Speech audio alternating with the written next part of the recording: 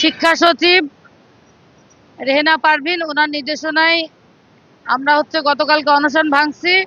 কারণ আমাদের 10 জন ভাই বোন ঢাকা মেডিকেলে ভর্তি এবং আমাদের প্রায় 7 জন মতো গতকালকে এখানেই স্যালাইন চলছিল। যখন ম্যাডামকে আমরা রিপোর্টটা দেখাইছি তখন উনি আমাদেরকে বলল যে আমি যেহেতু আপনাদেরকে আশ্বস্ত করতেছি তাহলে আপনারা অনশনটা আজকে ভাঙেন, আমাকে রবি সোমবার পর্যন্ত সময় দেন। আমি যদি তখন ব্যর্থ হই তখন আবার আপনারা অনশনে আবার বসবেন। এজন্য আমরা গতকালকে যেহেতু আমরা ম্যাডাম নির্দেশ দিছে, ম্যাডামকে আমরা সম্মান দেখাই, আমরা যথেষ্ট ম্যাডামকে সম্মান করি, যে আমরা আশ্বস্ত হয়েছি যে ম্যাডাম অবশ্যই আমাদের জন্য কিছু করবে। এই জন্য আমরা গতকালকে অনশন ভাঙছি। ইনশাল্লাহ আমরা আশাবাদী যে ম্যাডাম কথা দিচ্ছেন, কথা রাখবেন, আমাদের জন্য কিছু করবেন।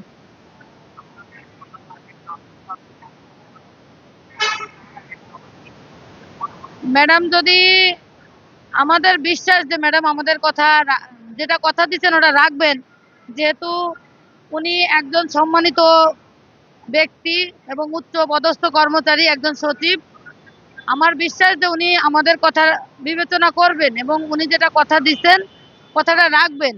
যদি কোনো ক্ষেত্রে না না রাখেন সেক্ষেত্রে আমরা আরো কঠোর অনশন কর্মসূচিতে যাব এবং আমাদের হয়তো জীবন অনেক বেশি হুমকির মুখে পড়ে যাবে।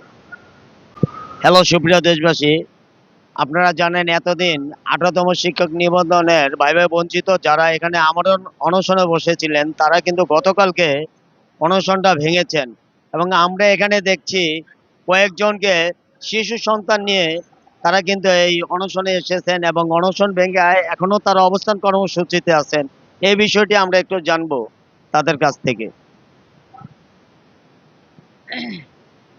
আমার পাশে যে আপুটা আছে, এই আপুটা 4 মাস ধরে আন্দোলনে আছে এবং এই বাচ্চা নিয়ে এখানে আমাদের সাথে অবস্থান করে।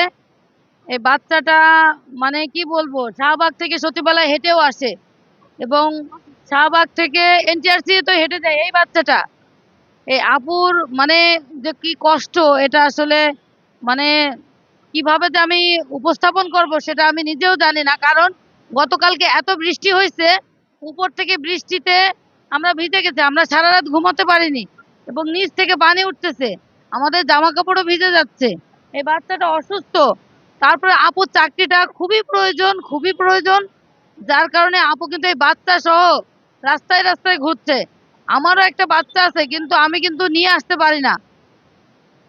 কিন্তু কি বলবো, আপুকে আসলে অসংখ্য ধন্যবাদ দেওয়া উচিত আমাদের, যে আপু এই বাচ্চা নিয়ে দীর্ঘ 4 মাস আমাদের সাথে আছে। আমার আমার বিশ্বাস শিক্ষা সচিব ম্যাডাম একজন মা, আমাদের মা।